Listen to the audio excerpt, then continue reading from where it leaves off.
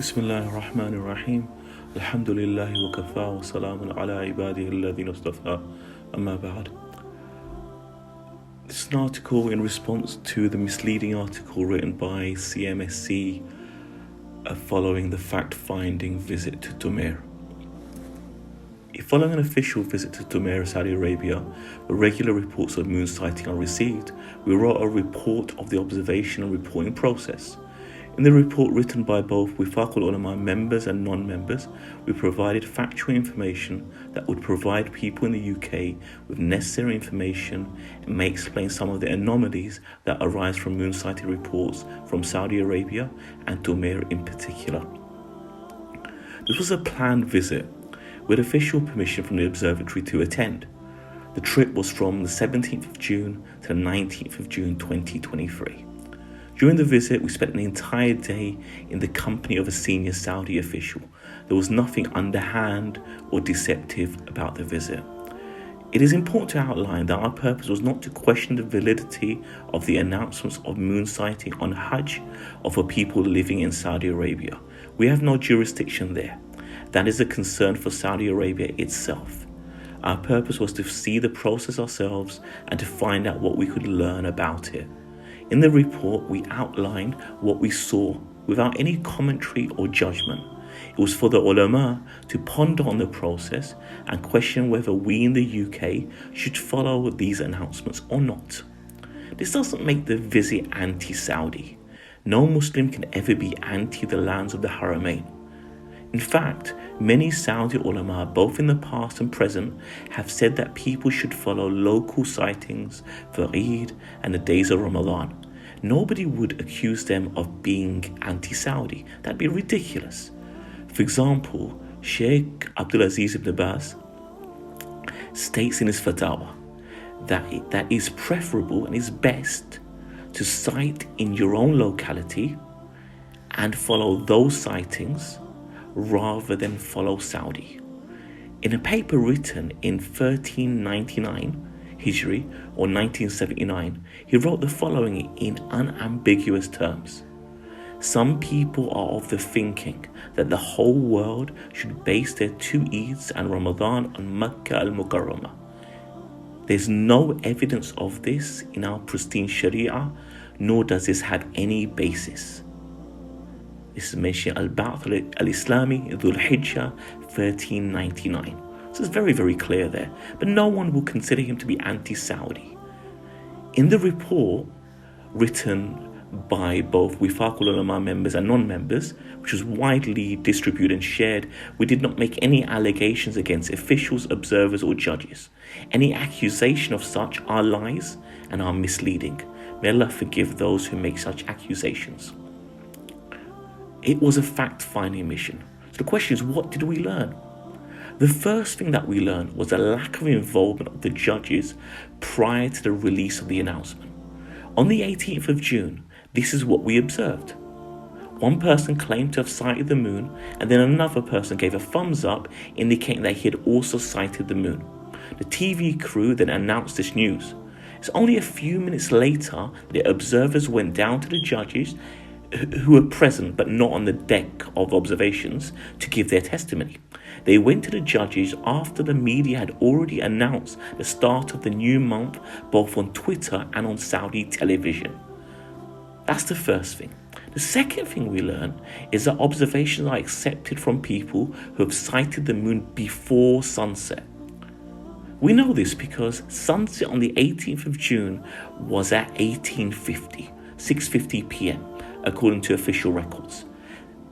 Saudi News 50 and Haramain Info Twitter channels both announced sightings of the Hilal at 18:47, 6:47 p.m. and 18:48, 6:48 p.m. respectively. This means the sighting of the Hilal occurred at least 3 minutes before sunset. Whether Saudi judges accept this or not is not a concern for Wifaqul Ulama. However, the question is, from a Sharia perspective, should we in the UK accept such a sighting? Those are two things. The third thing that we had heard of previously and for the first time had the good fortune to see firsthand, was that sighting in the presence of a large group of people and astronomers were fulfilled by two hawk-eyed experienced observers with the naked eye. Our delegation did not sight the moon. Astronomers who were present could not sight the moon with their telescopes, and none of the other participants present observed the hilal on that day. Now, from a Shari'i perspective, should we in the UK accept such sightings? So these are the three things that we kind of learn on that day. I think we should all consider the issues raised in a mature and scholarly fashion and consider whether following Saudi sightings is the most correct method for us, or whether we should follow the opinion of many ulama, including those based in Saudi Arabia, and use a more local system. So now let's consider these from a fiqh perspective. What is the role of the judge in the start of the new month? The Islamic month begins when the testimony of the observer has been considered and any possible doubts alleviated. The body responsible for announcing the sighting of the moon are the courts. It's not the duty of individual observers to do this. Again, it's not for Wifaq ulama to question the validity of the process used in Saudi Arabia. The process had been attested in a manner that they are happy with. The question for people in the UK, does the process remove the doubts that many over the years have had with regards to sightings in Saudi Arabia? Next thing, what have the fuqaha said about sightings of the moon before sunset? As we all know, the new day, according to the blessed Sharia, starts after Maghrib, after sunset. So a question arises that if sighting occurs on the 29th of Dhul Hijjah, before sunset, will this be considered as the hilal of the new month, or will it be considered of the last month? So let's look at the hadith and let's see what the fuqaha say.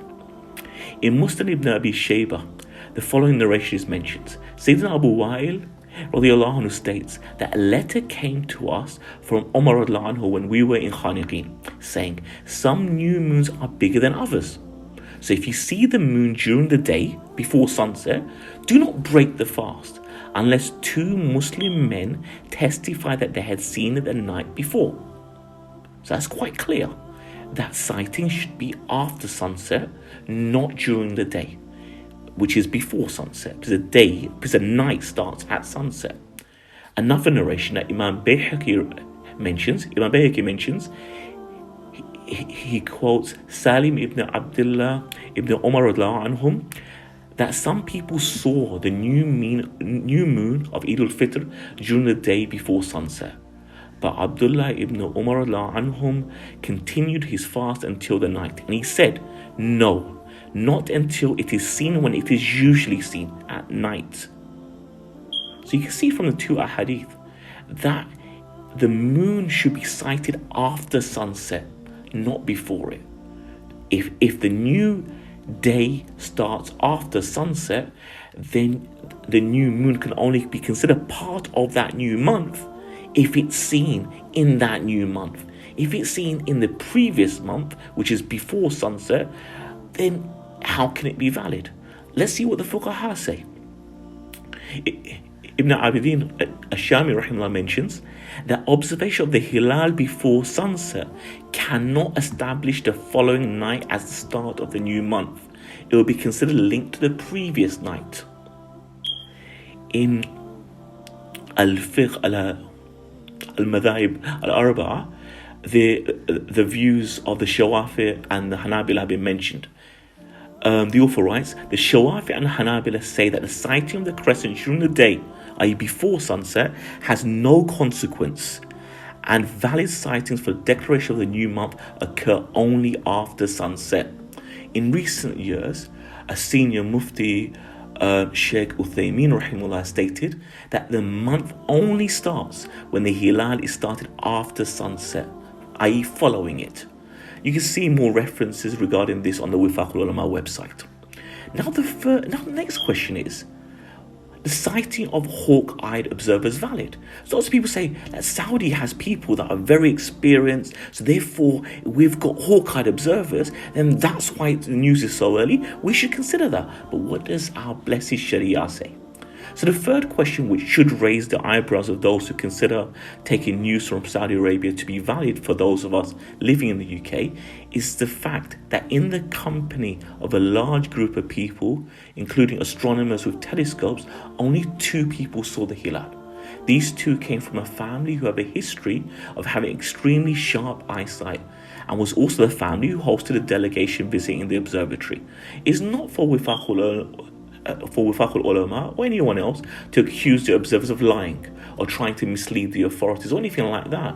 The question, however, arises, what does the Sharia say about such sightings? From a logical perspective, sightings of people with average eyesight can easily be subject to scrutiny. When it appears that a person has eyesight that can see through sandstorms, clouds, and the rays of the sun, it raises many questions and doubts. If a person sights the hilal when experienced astronomers with telescopes fail to see it, doubts naturally arise. This is perfectly normal and natural that these doubts should occur. It's for this reason that the fuqaha of the past have rejected such observers. Ibn Abidin rahimahullah mentions in the context of Jama' Ghafir that the sighting of someone with extraordinary eyesight will be rejected even if he is reliable, if others with average eyesight do not sight the hilal. This is really important, clear. So we can actually reject a sighting, even though a person might be religious, they might be pious, solely on the basis that that person's eyesight is extraordinary. Sheikh Rashid Ridha mentions the following. He says, consideration for the sighting of the person with normal sight, because this factor is that in which people are common and any differences are minor. So everyone kind of has average eyesight. You might have someone have a slightly better eyesight, slightly worse eyesight.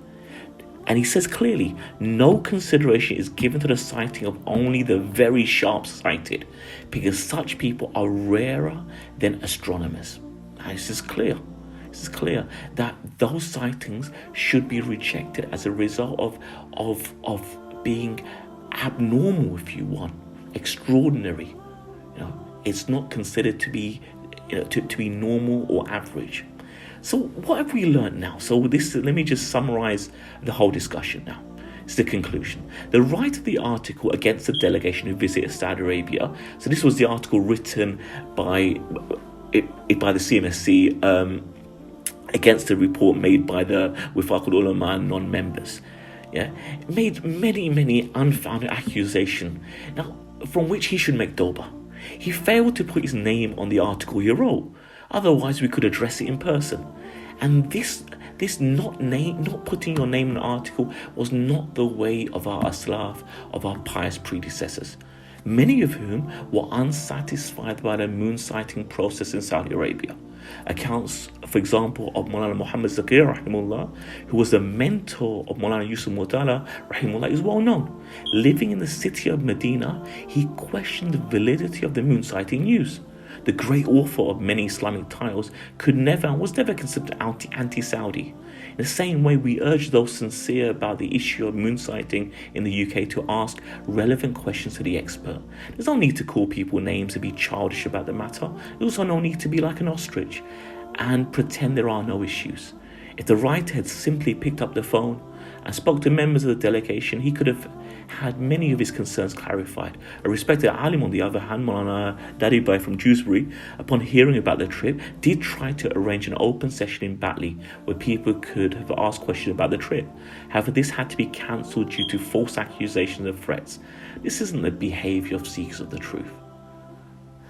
There have always been doubts about the process in Saudi Arabia, and whilst these doubts remain, there will never be unity on the issue in the UK. The visit to Saudi Arabia was welcomed by those who hosted the delegation, many of whom are still in touch with the visiting party and should be welcomed by all Muslims in the UK. We should discuss the findings and try to find out more information and agree on a process that will bring everyone together. Where there are doubts, there will never be unity. We'll always have a concern whether this is correct or whether it is incorrect. Now it's up to people to address the issues raised by this article, or you could continue to call the delegation names. That's your choice. May Allah Ta'ala guide us all. Ameen. And Allah Ta'ala knows best. Farid Patel, I've written this on behalf of Wifaq al-Ulama and the delegation who visited Saudi Arabia, Sajid Ahmed, Abdulaziz, Uthman ibn Arshad and Muhammad Shiraz. I've written this on the 17th of July 2023, which corresponds to the 28th of Dhul Hijjah 1444. Wa akhiru da'wana alhamdulillahi rabbil alamin.